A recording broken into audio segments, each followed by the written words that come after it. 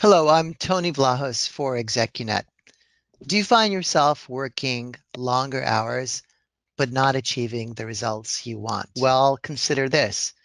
Don't work longer, work stronger. There it is, folks. As author Pete Leibman demonstrates in this eye-opening new book, stronger hours, not longer hours, are the key to achieving and sustaining higher performance. Pete Leibman is a leadership consultant, author, and speaker who's been featured on Fox News, CBS Radio, and CNNMoney.com. Earlier in his career, he worked as an executive recruiter for Heidrick & Struggles, one of the premier executive search firms. His new book, again, is titled Work Stronger: Habits for More Energy, Less Stress, and Higher Performance at Work. It is an Amazon bestseller. It's filled with practical tips and powerful insights gleaned from, among other sources, private interviews that Pete conducted with more than 25 prominent leaders. And he joins me today. Pete, hello, how are you? Tony, thanks for having me. Great to be here. My pleasure. So let's get right into it. What's the core message of Work Stronger, and what does it mean to work stronger, Pete? So, Work Stronger is all about identifying and changing behaviors that you're successful in spite of doing or not doing. In the book, I talk about a concept called the success delusion. It comes from Dr. Marshall Goldsmith, one of the world's top executive coaches. And he talks about this concept that when you're successful, it's tempting to buy into the trap of thinking you're successful because of all of your behavior. He says, in reality, when you're successful, it is because of some of your behavior, but it's also in spite of some of your behavior. So working stronger is about helping people identify and change behaviors that they're successful in spite of doing or not doing. That's terrific. I did touch on your background a bit. Maybe you can fill in some of the blanks and answer what inspired you to write this book. I've always thought that there was a huge connection managing your energy and the way you're going to feel and perform at work. Some people think these are kind of mutually exclusive categories, and there's a ton of overlap. So, especially in this last role that I had before writing the book, as you mentioned, as an executive recruiter at Heidrick, and really seeing the tremendous pressure that leaders face in today's world. Many of them working incredibly long hours. And really, I've always thought that there was a better way, that it's not about how long you work, it's about how you show up at work, how you manage your energy. And working stronger is really about forming stronger habits in certain key areas that have a huge impact, not just in the short term, but also in the long term also. Right.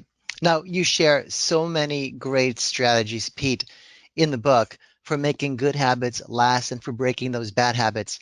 What's the number one strategy to break a habit? And of course, what's the number one strategy to make a good habit last? Sure. Well, I think one of the reasons why a lot of behavior change efforts fail, and some studies say over 90% of New Year's resolutions don't last, is people just try to rely on willpower. There's no strategy at all. So, a big part of my goal here is to really give some practical strategies. And when it comes to breaking bad habits, you really need to get to the root cause of what's causing the habit. The habit doesn't just happen. So whatever it is, whether it's multitasking, eating, unhealthy foods, not getting sleep, something is driving the behavior. And if you want to stop doing it, you have to figure out what the cause is. And then you want to remove or reduce that cue. And that's a much more strategic way to approach it than just saying, hey, I'm just going to stop doing this without really giving consideration of what caused it in the first place. If you want to make a Absolutely. habit, that's a different strategy. A different strategy if you want to start doing something you're not currently doing. In that case, one practical thing that I'd recommend, a term I call hooking a habit, a term I got from Brennan Burchard, a best-selling author. Mhm. And basically what you do is you think of the behavior you want to start doing, and then you look at your existing routines, your existing activities, and you hook that new behavior onto something you're already doing. So, hooking it onto your commute to work, or hooking it onto your lunch, or hooking it onto your bedtime routine, and really being intentional with when and how you're going to do the new behavior, as opposed to what a lot of people do where they just say, hey, I'm just going to start eating healthier. I'm going to just start trying to focus more at work. And again, there's no real plan or strategy to make it happen. Right. That's fascinating. Tell me, please, about the stronger cycle and why that's critical to how we feel and perform each day.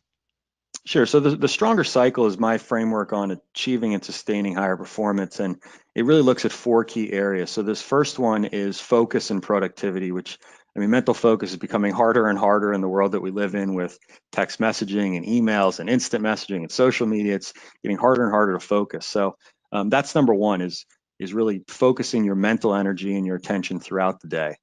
Number two is sleep and mindfulness. Again, partly because of technology, we're just connected more of each day, and that makes it harder to unwind and renew our energy and get quality sleep.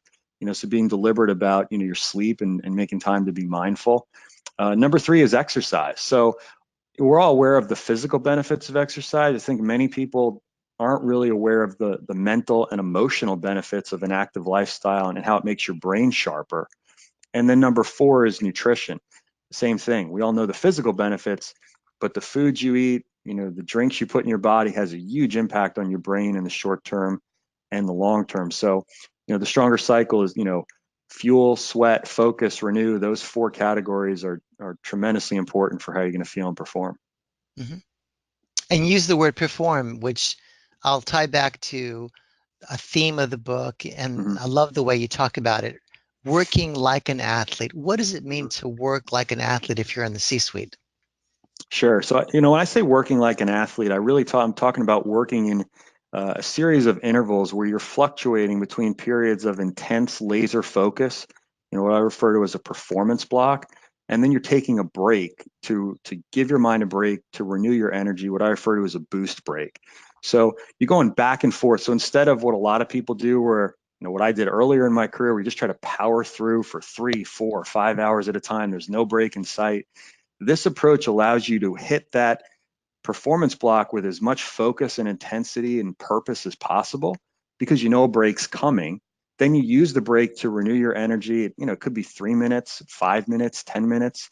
Get up, move around, drink some water, have a healthy snack. That gives you more energy so you can come back and hit that next block harder. That's what athletes do. If you watch great athletes, when they're engaged in their sport, they're all in, then they take a break. They're all in, they take a break. So not just trying to power through for hours at a time. Absolutely. Pete, do you work with companies as well as individuals at organizations? And if you do, what are some impressions you can share with our viewers about how these work stronger principles can work on scale within an organization? Yeah, I do. Thanks for asking. So I work with companies who are interested in helping their employees be more resilient and more productive. So, not just avoiding burnout, but really thriving. Bringing vitality and purpose to your day. So, through combinations of workshops and coaching and some other programs as well. And there's a growing number of leaders and companies that are recognizing that this is not just about taking care of your employees. There's actually a lot of business value from doing this because if people show up at work and they feel better and they have more energy, they're going to be more engaged and they're probably going to perform better too. Mm-hmm. Let's talk a little bit about stress. And I will say, and you, of course, will confirm this based on your background in Mm-hmm. recruiting, that in the C-suite, there's a lot of that, right? And it's Absolutely. probably felt most acutely at times by executives who are in transition. They're in search, they're looking for a new job. Mm-hmm. Talk to me a little bit, please, about how an executive in transition can manage down the stress using the principles in your book. Mm-hmm. Well, I think first of all, look, if you're an executive in the C-suite or somebody in transition, you're going to have to be more mindful about these areas because you're under more pressure. So it's even Yes. more important to take these areas more seriously. I think one mistake people make is they just approach it reactively. So it's, hey, I feel stressed. Okay, what am I going to do to fix this? My first piece of advice is to be more proactive with those four areas I just mentioned. Again, fuel, sweat, focus, renew. That's going to allow you to handle stress more effectively when it hits you. So it's a more kind of proactive approach. You're kind of coming to the party and you're ready to go, as opposed to, it's coming at you and you're being more reactive with it. So strategically, that's how I'd encourage people to think about it. And then I think, especially if for somebody who's in transition, managing that emotional energy and your mood, that's where exercise and sleep and nutrition, again, people realize the physical benefits of that, but there's just this growing body of research about the mental and emotional benefits of a healthier, more active lifestyle that's going to allow you to be in a stressful situation and just handle it more effectively. Right. Well said. So, as a former executive recruiter, I am sure you've seen your share of executives go through the interview process. Hmm. And I bet that at some point you probably thought to yourself, gosh, I wish they had pulled it together a little bit before they went through. Hmm.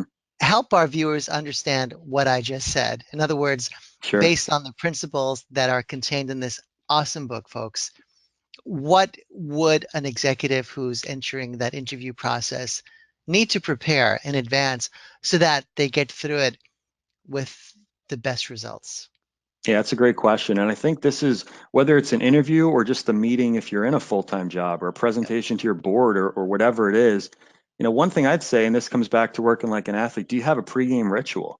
Right? I mean, are you just walking into that meeting and kind of winging it, or do you have a very deliberate way to prepare and get your mind and body in its optimal state before you step in the room?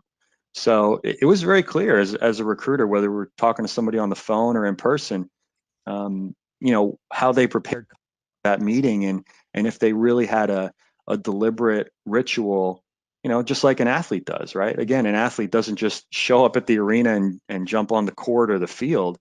You look at somebody like Steph Curry, one of the best athletes of the world. I mean, he's known for having this extremely methodical routine that he goes through before every single game. So the second he hits the court, he is totally locked in from the beginning. And again, whether you're going into an interview, a board meeting, a sales call, it might have to change based on the situation, but having some sort of routine so you walk in and you're ready to go from the start. Right. I love how you keep pulling it back to that athlete mentality. It's so powerful. Pete, thank you first for the book. Everyone, again, it's called Work Stronger: Habits for More Energy, Less Stress, and Higher Performance at Work. It's an awesome read. I encourage you to pick it up. And Pete, thank you for making time and talking to me today. And I look forward to talking to you more in the future. Hey, thanks so much for having me. Keep up your great work, Tony. My pleasure. Thank you.